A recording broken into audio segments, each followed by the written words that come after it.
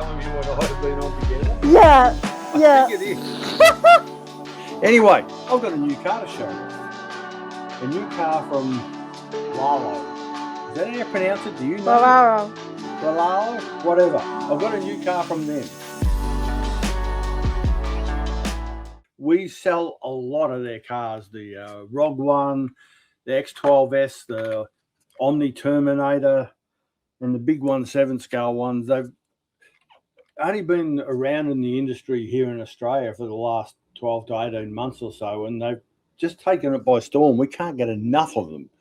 And this is their latest car, which is actually a full-on semi-competition four-wheel drive buggy with, well, I'm going to say it's an unusual shaped body shaft. It's a little bit weird, a little bit front heavy. It's sort of the Kia Tasman of RC cars, in that you either like it or you hate it. Probably doesn't help that the colours are rather muted, sort of really dark charcoal grey and gold, and it doesn't do it any favours. But the important thing isn't that, it's what's inside. I'll put that over there. And this, like all the other Rlaarlo cars, is RTR. It is fully ready to run. 2650 kV motor, full four-wheel drive. It's a shaft down the bottom there. 20 kilogram servo. I think it's an 80 amp speed controller. So XT60 plugs supplied. Everything is ready. It's all there, ready to go. Now they're saying that out of the box it'll do 80 Ks, which is pretty quick. That's with the standard battery, which is a 3S. You've got carbon fiber reinforced arms all the way around. So there's a carbon insert into the wishbones. Pretty decent oil-filled shocks. Gear diffs all around. I'm not sure what whether it's going to send a different. It's pretty tiny what I can see in there. We've only just got these in, so I really haven't had enough time to look at them. The tyres supplied, probably a good compromise between on-road and off-road. It's an aggressive tread pattern, so it'll be okay off-road, but it's also going to be all right on-road.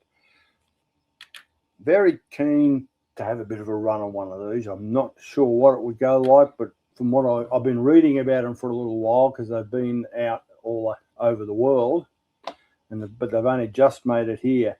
But the word is they're pretty good. Like most Rlaarlo cars, they seem to just hit the spot. They've really found a market for themselves. Look at these the turnbuckles. They're pretty tough. Got front and rear anti-roll bars as standard. There's really nothing that you'd want to add to these. Underneath, it's the usual Rlaarlo chassis, aluminium with some funky engraving. You can see on the wishbones, they're very, very tough. But the only person I know that can break these cars is Kobe, because he broke his a number of times and ended up selling it, I think, just as spare parts, because he used to break it every time he took it out. But I also saw what he was doing with it, and it was just insane.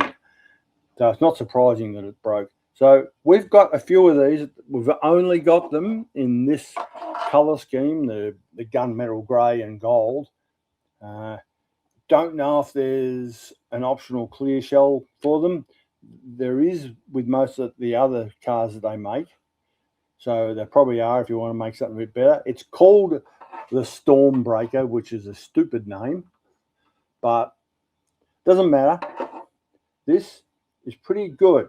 Your price-wise, you're talking just under $5. We don't normally talk about price on the live, but I think it's important to mention that you're getting a very high-level competition four-wheel drive buggy that I reckon you could probably race if you wanted to, because everything is really good quality.